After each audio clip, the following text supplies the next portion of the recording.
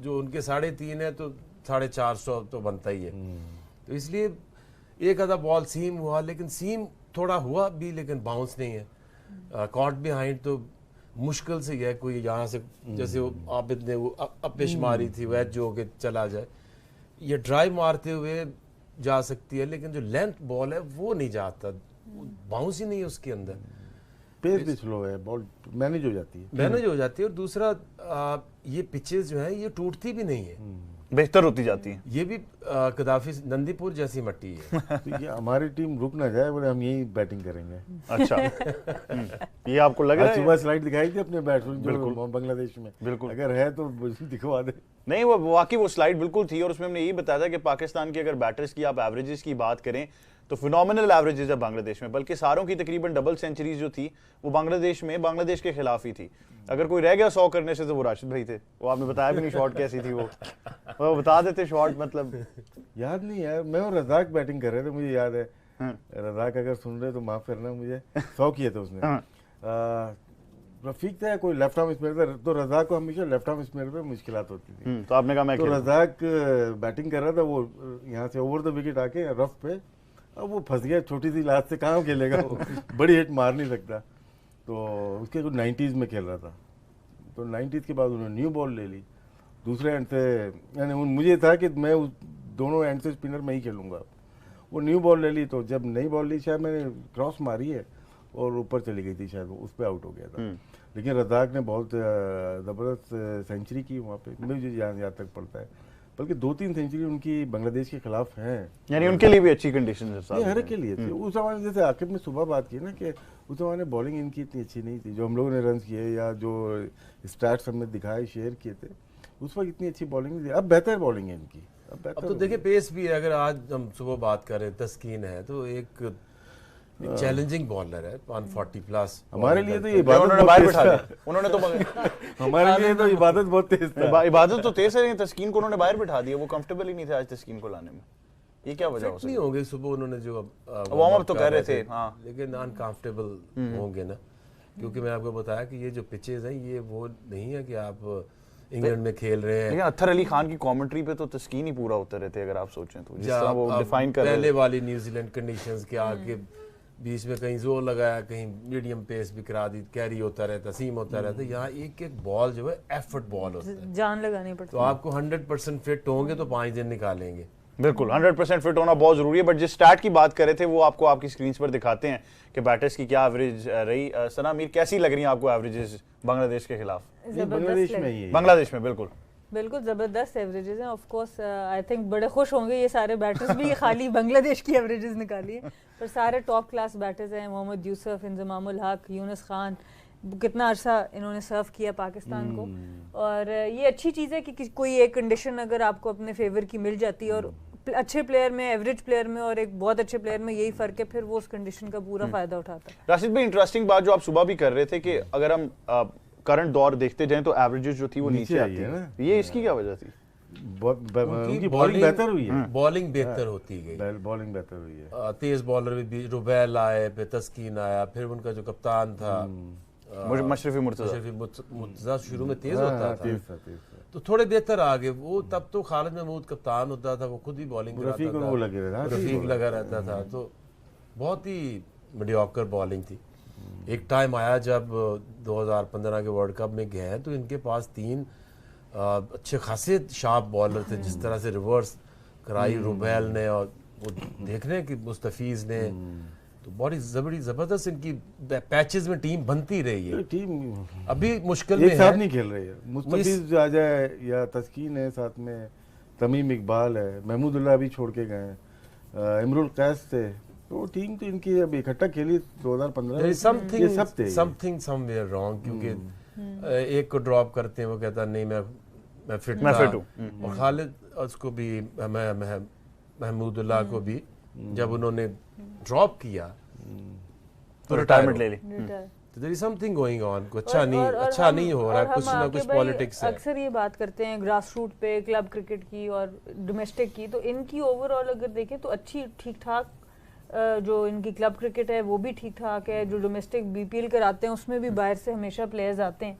तो क्रिकेट मसला उसके बाद ही है कि मैनेजमेंट एज क्रिकेट में ये बहुत अच्छी ऑर्गेनाइज्ड है। उसके बाद हमने सुबह भी बात की थी कि जो इनका BKSP जो यूनिवर्सिटी है ना इनकी, उसका बहुत बड़ा रोल है। वो चाइना का मॉडल इन्होंने 30-35 साल पहले ला के 8-8, 10-10 साल के बच्चे हर स्पोर्ट्स के ना वो वहाँ लेके आते। मैं जब गया था तो मुझे उनका जो एडमिनिस्ट्रेटर था वो ब्रिगेडियर था उनका, तो उससे मैंने सारा समझा सिस्टम। तो वो कहता है कि हम 8 से 10 साल के बच्चे जो टारगेट करते हैं और फिर इधर ही वो पढ़ते हैं, इधर ही वो खेलते हैं।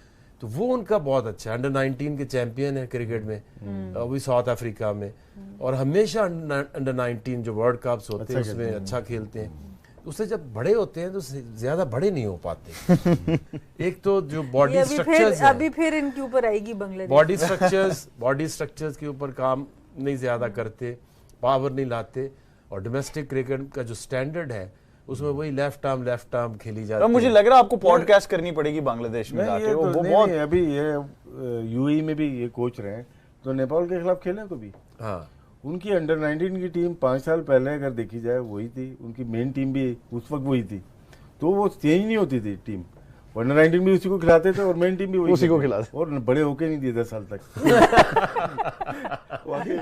तो जहाँ जहाँ पहाड़ होते हैं वहाँ दूर दूर होते हैं लोग, तो रजिस्टर्ड होना उनके लिए जरा थोड़ा मुश्किल हो जाता है। रजिस्टर्ड होना मुश्किल हो जाता है, तो नहीं करते ना वो। वहाँ भी मैंने पूछा भी उनसे कि सुबह के टाइम में पैदा कब हुए, सुबह के टाइम में प्रॉब्लम्स आती हैं, उनकी भी है एज को लेके। पटेल का नहीं है वहाँ पे, बिल्कुल। अफगानिस्तान भी हो जाए उसमें भी सेम प्रॉब्लम है। बिल्कुल, इंफ्रास्ट्रक्चर डेवलपमेंट तो खैर, लेकिन पाकिस्तान में इशू नहीं है। हमारे कुछ प्लेयर 10-10 साल छोटे हो गए, वो फिर कोई मेरे ख्याल से वो गुच्छे देखने पड़ेंगे वो वाले, कि वो एज वाले कौन से गुच्छे। हमारे सिस्टम की वजह से है, हम लोग भी थोड़े थोड़े हुए। क्यों हुए कि अगर अंडर 19 में नहीं हाईलाइट हुए तो खत्म। तो फिर आप देखिए, मैं उसको कहता हूँ तो कि ये एक जो अंडर 19 है ना, ये एक स्विमिंग पूल की तरह है।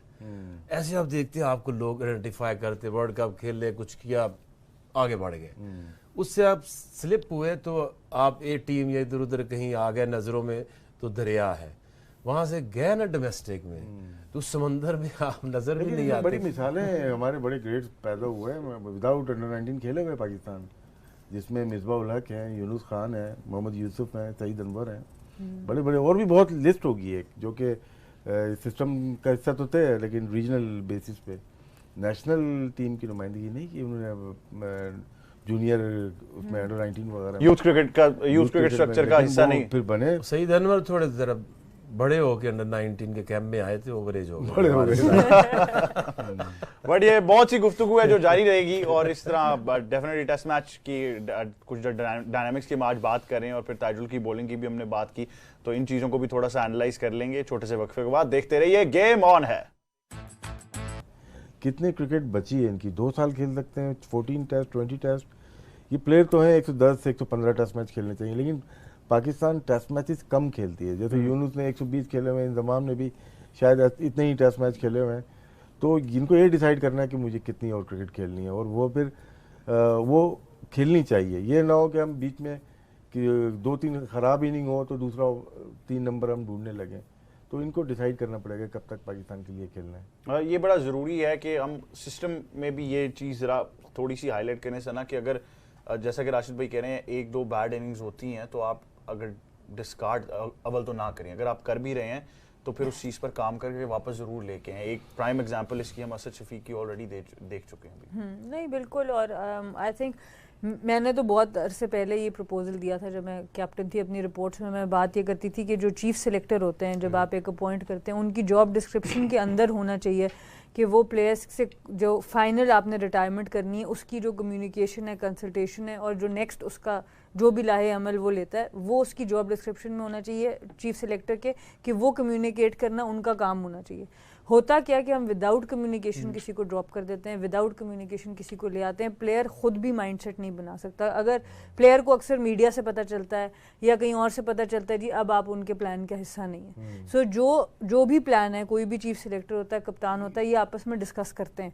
तो उनकी जो प्लानिंग है वो प्लेयर तक थ्रू द चीफ सिलेक्टर जानी चाहिए कि हम 2 साल तक आपको देख रहे हैं, तो आपसे हमें ये चीज़ रिक्वायर्ड है, आपसे हमें टेस्ट क्रिकेट रिक्वायर्ड है। जैसे आके भाई ने बात की, हम आपको एक फॉर्मेट देख रहे हैं, तो आप उसमें काउंटी भी खेलें आप, ऑस्ट्रेलिया में आपको कोई मैचेस मिलते हैं, आपको बांग्लादेश में 4 डे मिलते हैं, कहीं पे भी मिलता है, आप जाके खेलें। तो ये जो कम्युनिकेशन है ना, आई थिंक पाकिस्तान में इसके ऊपर बहुत सा ज़रूरी है कि टाइम, और ये होती है ऑनेस्टी से, कि जब आप अपना काम ऑनेस्टी से कर रहे होते हैं आप प्लेयर्स को फेस कर पाते हैं। जब आप अपना काम ऑनेस्टी से नहीं करते तो फिर आप दूसरे रास्ते ढूंढते हैं कि बात ही ना करनी पड़े। तो आई थिंक ये कल्चर भी ज़रूर, इस नई मैनेजमेंट ने बहुत सी चीज़ों को चेंज किया, इस कल्चर को भी ज़रूर चेंज करना चाहिए कि इतनी रिस्पेक्ट ज़रूर, कोई भी जो पाकिस्तान का कलर पहनता है वो ये रिस्पेक्ट अर्न करता है कि उसको फेस टू फेस बताया जाए कि क्या आपका फ्यूचर हम देख रहे हैं या कहाँ पे हम इम्प्रूवमेंट देख रहे हैं, हमारे प्लान्स में आप हैं कि नहीं। आके भाई आप एग्री करते हैं, क्योंकि आपने बड़ा स्ट्रेस किया है पिछले काफ़ी दिनों से कि एक सेट ऑफ TORs या SOPs होने चाहिए जिस पे जो है वो एक डिफाइंड हो मैनुअल के किस तरह चलानी है। कम चेंज करें, यही एक राज है। अगर एक कप्तान है, अगर वो एक कप्तान को अगर आप 7-8 साल चलने दें तो उसकी टीम जो दुनिया की बेस्ट टीम बन जाती है। उसकी मिसालें ले लें आप, जितनी भी लेनी है, पहले भी दे चुके हैं। पॉन्टिंग थे तो उनकी टीम ले लें, फिर ग्राहम स्मिथ काफ़ी अर्सा रहे, स्मिथ की ले लें टीम, धोनी की ले लें, जिसकी भी ले लें, बस अब इसको चलने दें। और उसको, कप्तान को ये हक होना चाहिए कि वो चीफ सेलेक्टर के साथ बैठ के डिस्कस करे कि ये मेरा प्लेयर है, मुझे इससे ये चीज़ें रिक्वायर्ड होती हैं, ये प्रोवाइड करता है, और आप ये साइंसदान मत बने कि जी मैंने उसमें बहुत टैलेंट देख लिया है। ये फवाद आलम ने ये इनको एक असल में सबक सिखाया है कि जो परफॉर्मेंस है उसकी रिस्पेक्ट करो। आपने इतने साल उसको बाहर रखा और फिर आपको वापस लाना पड़ गया। इसी तरह से अगर अजहर अली है तो आपके पास नहीं है अभी आपकी इसकी रिप्लेसमेंट, तो उसको क्यों रिप्लेस करना है? आपने हफीज़ को बाहर निकाला, आपने शुएब मलिक को बाहर निकाला, आपको फिर लाना पड़ गया। इसी तरह सरफराज को भी निकाला, फिर लाना पड़ गया। तो एक ज़रूरी नहीं होता कि एक सीज़न में किसी ने अगर रन्स कर दिए हैं या कोई 2 इनिंग अच्छी खेल दी हैं तो वो किसी के लिए थ्रेट बन जाए। आप उसको पाइपलाइन में डाल दो, ओके ये इस बंदे को तुमने रिप्लेस करना है, ज़रा 2-3 सीज़न ज़रा परफॉर्म करो, वेट करो, क्योंकि ऐसी टीमें भी 90s की हमने देखी हैं कि बैटिंग ऑर्डर तक नहीं बदला 10 साल, इतनी कंसिस्टेंसी थी। तो क्योंकि वो लोग जो रिक्वायर्ड थी, जो कप्तान के पास थी ना पावर्स, तो वो कहता था अगर मेरी टीम सेट है, मेरे कॉम्बिनेशन बने हुए हैं, तो इसको तुमने तोड़ना क्यों है? या तो नीचे को सुपरस्टार आ गया तो वो इनसे या तो बढ़ के जब ये आपस में खेलते हैं तो उनसे बेहतर करके दिखाए, खेल के दिखाए, तो फिर आप चेंज लेके आओ। बिल्कुल, अगर क्वालिटी उस लेवल से ज्यादा है, बट ये फैसला कौन करेगा फिर राशिद भाई? मैनेजमेंट अच्छी होनी चाहिए और कप्तान तगड़ा होना चाहिए। कप्तान तगड़ा या डिसीजन से बनता है, बोलने से नहीं होता है। पावर जैसे किसी को भी आप काम, यहाँ पे आप बैठे हैं, आप ठीक है, आपको पावर दे दी गई है ना, अब इस्तेमाल करें ना करें वो आपके ऊपर डिपेंड करता है। इस तरह से अगर बाबर की बात करते हैं, अब लग रहा है वर्ल्ड कप से अब तक लग रहा है कि वो कमांड कर रहा है टीम के अंदर ना, और जो रिस्पेक्ट नज़र आ रही है, जो डिसीजन हो रहे हैं, इससे पहले लग नहीं रहा था। हो सकता है कर रहे हो, ये नहीं है कि आप मैनेजमेंट को कुछ बोले, लेकिन आपके जो ऊपर के जैसे चेयरमैन होता है और उसके नीचे के जो लोग होते हैं वो टीम को बिल्ड करवाते हैं। अब रमीज भाई आए, वो क्रिकेट खेले हुए हैं, बहुत ज़्यादा खेले हुए हैं और क्रिकेट से अलग नहीं हुए हैं। 90s से लेके अब तक देख लें, वो क्रिकेट से मुंसलिक उसी सर्कल में रहे हैं। बिल्कुल, तो उनको काफ़ी चीज़ें पता है। तो इसी वजह से उन्होंने जो डिसीजन लिए, कुछ डिसीजन डेलिबरेटली लिए गए वर्ल्ड कप से पहले, उससे हमें ये देखना है फ़र्क क्या पड़ा। टीम बेहतर खेलने लगी, कॉन्फिडेंस बहाल हुआ है, तो इसका मतलब है कि उनके डिसीजन ठीक थे। अब हमें और वेट करना पड़ेगा कि बाबर की कप्तानी या इसके नीचे की जो टीम हमारी बनेगी, जो कि बैकअप जो प्लान बनेगा वो कैसा बनेगा, वो उसमें भी सिलेक्शन कमेटी के साथ बाबर का रोल होना चाहिए। अब हमारी क्या रिक्वायरमेंट है, अब बहुत ज़्यादा काम बढ़ गया है इसके अंदर। 3 टीम्स हैं, तीनों का कैप्टन कौन है? बाबर आजम है। तो आपके पास जो सिलेक्शन कमेटी है वो छोटी है। एक मोहम्मद वसीम है, वो एक चीफ सिलेक्टर है, बाकी 6 कोचेज हैं जो कि ज़्यादातर बिजी रहते हैं, अपने मैचेस में बिजी रहते हैं, उनके बाद टाइम नहीं मिलता इतना। तो उससे नीचे की जो टीम बनाने के लिए इनका भी रोल होना चाहिए सिलेक्शन कमेटी का। मेरे ख्याल से ये जो फार्मूला था ठीक था, इतना बुरा नहीं था, लेकिन हमारी अलग एक सिलेक्शन कमेटी होनी चाहिए जो कि 3 से 4 लोगों पे हो, ऊपर सेलेक्टर हो। तो मोहम्मद वसीम को खुद भी ये करना चाहिए, एक नई सिलेक्शन कमेटी बनवाए और उसके नीचे काम करे, और पावर सारी चीफ सेलेक्टर और साथ में कैप्टन के ऊपर होगी कि हमें कौन कौन से अपने स्टैंड बाई प्लेयर्स को, बेंच स्ट्रेंथ है, तीनों फॉर्मेट में हमें बेहतर बनाना है। वैसे भी कर रहे हैं, लेकिन कहीं ना कहीं लग रहा है कि कुछ प्लेयर मिसिंग हो रहे हैं, और हो सकता है वो लाइकिंग डिसलाइकिंग के ऊपर। मसलन आप नाम ले सकते? नाम नहीं ले सकता, नाम मेरे पीछे बढ़वाओगे। ये तो पावर दी थी ना, यूज की उसकी, ठीक है ना। ये मैं बोल रहा हूँ, यही चीज चीफ सेलेक्टर को भी करनी चाहिए, कप्तान को भी करना चाहिए। जहाँ मौका मिले पूछ ले कि नाम बताएं, बाउंसर कर दे। तो ये एक लंबी डिबेट है, लेकिन हो सकता है पाकिस्तान में, क्योंकि मोहम्मद वसीम जब आए थे थोड़ा घबराए हुए लग रहे थे, लेकिन उनकी परफॉर्मेंसेस बेहतर होती चली गई। लेकिन उनकी टीम क्या है वो, उससे मेरा इख्तलाफ हो सकता है, लेकिन टीम सिलेक्शन पे मैं अपनी राय दे सकता हूँ। चेंज नहीं होगी टीम, लेकिन कदरे बेहतर परफॉर्मेंस पाकिस्तान की हुई है, उसमें चीफ सेलेक्टर और बाकी सेलेक्टर का भी रोल होता है। जहाँ कप्तान की बात है वहाँ पे इनका भी काफ़ी अच्छा रोल है, जिसकी वजह से बेहतरी आई है। बेहतरी तो ज़रूर आई है, बट ऑब्वियसली हम क्योंकि अब कुछ उन सिलेक्शन एक पॉइंट्स की बात कर रहे हैं कि जिसमें हम देख रहे हैं कि अब हम कंसिस्टेंसी की तरफ जाना चाह रहे हैं। राशिद भाई, मैं इससे पहले कि मैं और सवालात आगे लेकर चलूँ, एक सवाल आया, तो आप हमेशा कहते हैं कि उसी टाइम पूछ लिया करें, तो मैंने कहा आज मैं पूछ लूँ। पावर से मैं पूछ, मलिक नवीद हैं, वो पूछना चाह रहे हैं, वो कह रहे हैं राशिद भाई से स्पेशली पूछना चाह रहा हूँ कि क्या साजिद खान क्वालिटी बैटिंग के खिलाफ एक इफेक्टिव स्पिनर हैं? डिपेंड करता है कि पिच कैसी है। ये पिच वाले बॉलर लगते हैं ना, ये हम लोगों ने पहले भी बात की थी कि फ्रंट ऑन है और यहाँ से एक्शन ऐसा है कि ज़्यादा फोर्स नहीं लग रही इनकी, ये फ्लाइट से ज़रूर करते हैं। थोड़ी सी रफ पिच के बहुत अच्छे बॉलर हैं। स्पिनर जो फिंगर स्पिनर है उसको पिच चाहिए होती है, फ्लैट पिच पे इतने इफेक्टिव नहीं हो सकते। जो इनकी लाइन है, लाइन बहुत डिपेंड करती है, इनकी लाइन ऑफ स्टंप के बाहर है, तो उस पर और आगे बॉल पिच करनी पड़ेगी, और आगे पिच करने के लिए आपको टर्न चाहिए होती है वहाँ पे। तो वो अभी तक वो चीज़ नहीं नज़र आई जिससे हम लोग तवक्को कर रहे थे। बिल्कुल वो एग्जैक्टली। अगर लेकिन हम at the same time Bangladesh की बात करें तो उनका स्पिन बॉलिंग अटैक जो है उसने इस सीरीज में उनको काफी मोमेंटम अभी तक दिलाया है। ताजुल इस्लाम की पर्टिकुलरली बात कर लेते हैं, आपको पाकिस्तान की फॉलो विकेट्स दिखाते हैं, जो दोनों विकेट्स जो थी वो ताजुल इस्लाम ने ली। तो आकिब भाई, ये बड़ा अच्छा सेटअप किया, जैसा आप कह रहे थे कि डिसीव हो गए। देखिए एयर में डिसीव हो गए, वो ब्रेक के लिए चले गए, और ये उनका एक बॉल है, ये उसको जैसे रिवर्स स्विंग में बॉलर यूज करते हैं ना, सेटअप करके एक तरफ कराते एक बॉल आप लाते हो, फिर उस बॉल की क्वालिटी ये होनी चाहिए कि वो स्टंप्स को मिस ना करे। आबिद अली कट पर चले गए, और ये भी वैसे ही हुआ है, क्योंकि ये वो करते रहते हैं ब्रेक, तो सेटअप कर देते हैं, और फिर वहीं से इनका बॉल, और वो उतना विजिबल नहीं है, वो उतना तेज भी नहीं है कि डिफरेंस हो। फ्लाइट में भी उतना डिफरेंस नहीं होता, तो इसलिए ये रीड नहीं होते।